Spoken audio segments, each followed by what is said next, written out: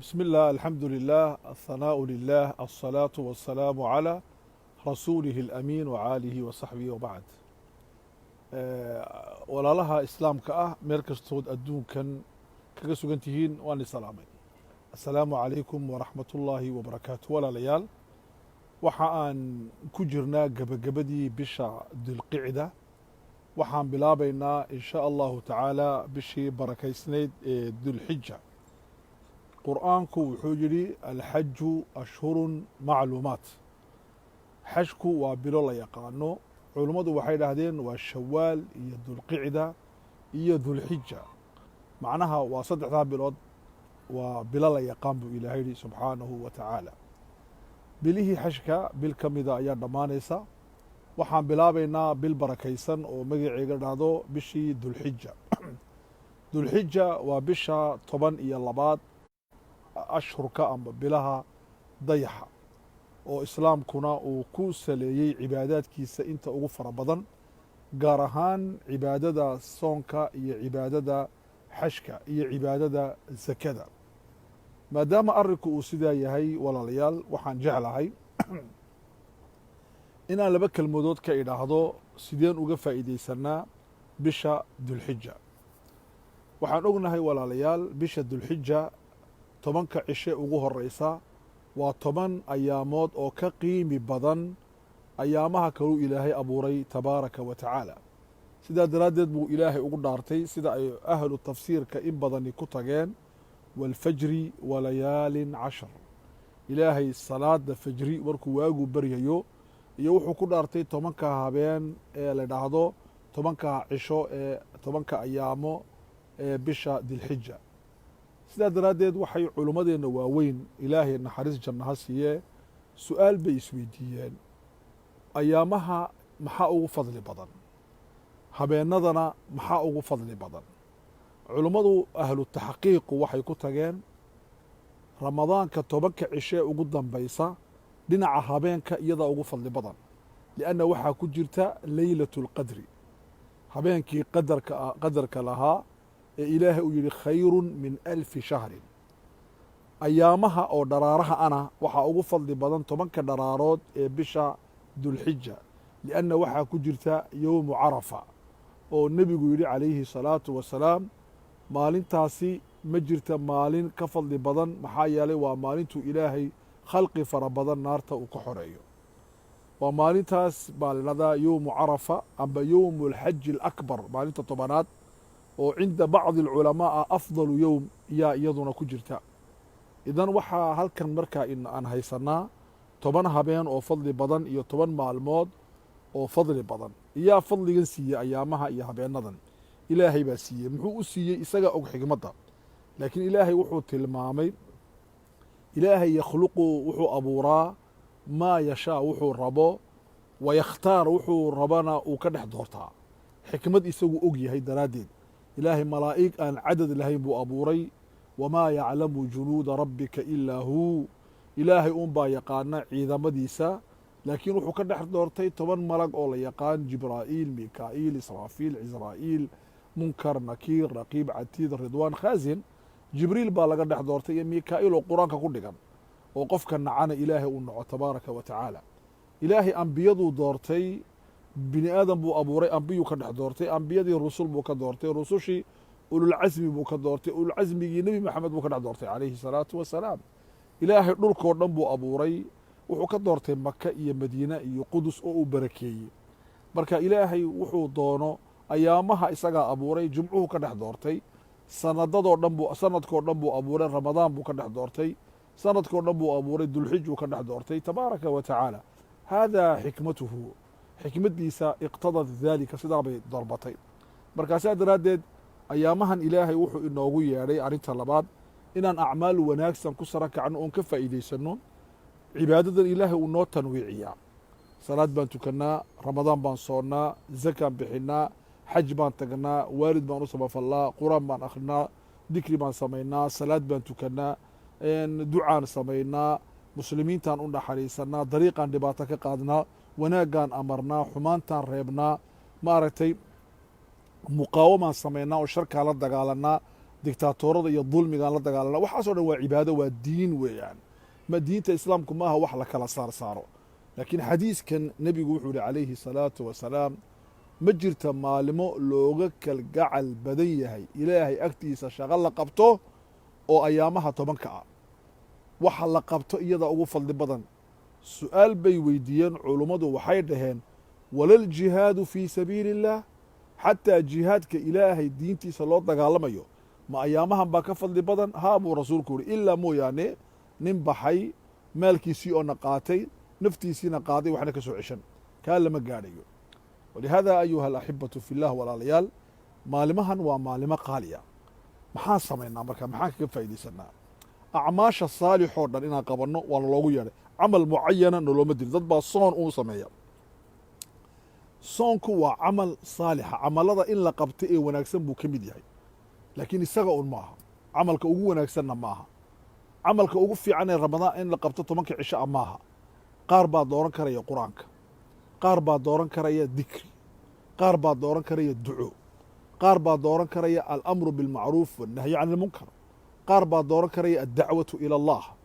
qaar baa dooran karaya imaadatu aladaa can iduruqaat dariiqa in dhibaato laga guro qaar baa dooran karaya silatu alarxaam qaar baa dooran karaya sadaqad inay dadka muslimiinta siiyaan qaar baa dooran karaya alislaaxu bayna annaas dadka inay suubiyaan qaar baa dooran karaya alcafwu can innaas dadka inay cafiyaan qaar baa dooranaya alnafcu binnaas dadka inay anfacaan kula alacmaali asaalixa acmaasha saalixa ana nebigeennu wuxuu yihi calayhi الsalaatu wasalaam waa 7 amba 60 shucbo laamood weeye waxaa ugu sarraysa laa ilaaha ila allah waxaa ugu hoosaysa imaadatu aladaa can اطariiq dhibaatada oo dariiqa laga fogeeyo waalxayaau shucbatu min aliimaan in la xishoodana waa qeyb iimaanka ka mida idan waxaan inagu yeedhayaa nafteedana ugu yeedhayaa 10ka cisho ee noo bilaami doono usbuuca soo socota in aan ka faa'iidaysanno oon kaga faa'iidaysanno inaan acmaashaa samayno acmaashaasi waxay u baahan yihiin 2 arrimood baa asaasiya arrinta koowaadi waxa weeye alikhlaas waxa aan qabanayno inaan ilaahay dartii u qabanno sawaa yaraana annaas aw laa yaraana dadku hana arkaan amba inayna arkin yasmacuna annaas aw laa yasmacuna dadku hana maqlaan amba inayna maqlin yataxadasu annaasu cannaa aw laa yataxadasuun dadku ha naga warramaan amba inay naga warramin waxaas macno ma leh qofka muslimka agtiisa waxaa macno leh allah wamaa umiruu ilaa liyacbudu allaha mukhlisiina lahu ddiin ilaahay ha u barax tirno cibaadadeenna marka alikhlaas alaa ilaahay waxaa u sugan addiin alkhaalis ilaahay saa buu ihi nebiguna wuxu uhi calayhi salaatu wasalaam inama alacmaalu binniyaat camal la qabto waxaa ugu khayr badan camalku wuxuu ilaahay ku aqbalaa niyadda niyatu lmar'i khayrun min camali qofka mu'minka niyaddiisu waa muhiim arrinta labaad waxa weeye alsawaab inaan nebiga ku dayanno sala allahu calayhi wasalam ilaahay iyo qur'aankuba waxay noo sheegeen iyo xadiiskuba in nebiga lagu daydo nebiga waxaa loo soo saaray in la raaco wamaa aataakum arasuulu fakhuduuh wamaa nahaakum canhu faاntahuu laqad kaana lakum fii rasuuli illaahi uswatun xasana ilaahay waxa uu yidhi rasuulka inaad ku dayataan waxaa iniigu jira ku dayasho wanaagsan ilaahay wuxuu yidhi subxaanahu wa tacaala ilaahayna ka baqa nebiyadana raaca marka in nebi moxamed la raaco waa arrinta labaad waa sawaabta ayaad wuxuu ku fasiray aayadda qur-aanka alfudayl ibnu cayaad raximahullah liyabluwakum ayukum axsanu camalan kiina ugu ikhlaas badan kiina ugu raacis badan nebi moxamed calayhi الsalaatu wasalaam 2 arrimood oo kale ayaan ku daraynaa 2daas shardi oo waa laa ilaaha ila allah iyo muxamedun rasuulu اllah ilaahay inaan rumayno waa ikhlaaskii inaan nebi moxamed qirno inuu yahay nebina loo soo dirana waa inaan ku dayanno waa itibaaci weyaan dariiq kale oo inoo furani ma jiro markaa nebigu siduu u soomayey siduu qur-aanka u akhrinayey siduu dadka ugu naxariisanayey nebiga waa inaan qiyamka sarsare aan kaga dayannaa arrinta aan ku daraya 2 arrimood ee kale waxa weeyaan alitqaan waxa aan qabanayna inaan suubinno oon hagaajinno ina allaha yuxibu idaa camila axadukum camalan an yutqinahu hadduu midkiin camal qabanaya waa inuu suubiyo wey dariiqa haddaad ka aragtid qodax amba qaraawil amba wax muslimka dhibaya bini aadanka dhibaya xayawaanka dhibaya ood ka qaadid meel kale ha sii dhigid meel kaloo fiican dhig oo ay qofku dhibayn. arrinta itqaanku waa sidaa. salaada sida ugu fiican u tuko, zakada sida ugu fiican u bixi, soonka sida u fiican u soon, shaqada aad qabanaysid waalidka sida ugu fiican u samafal. haddaad hawl qabanaysid camalkaa qabo. walidaalika waxaa la dhahdaa dowladaha muslimiinta iyo dowladaha gaalada marka maanta la isbarbar dhigayo maxay inooga badiyeen dadka cadcadi, gaaladu maxay uga badiyeen muslimka? waa alitqaan. waxay qabanayaan bay hagaajiyaan, sidii ugu fiicneed bay u qabtaan. muslimkuna waa ka gaadhsii. marka itqaan waa muhiim. marka ilaahayna cibaadadiisa waa in la itqaaniyo, camalka saalixa waa in la itqaaniyo weyn. arrinta kale muhiimka waxa weye alixsaan, inaad sida ugu fiican ilaahay u caabudid.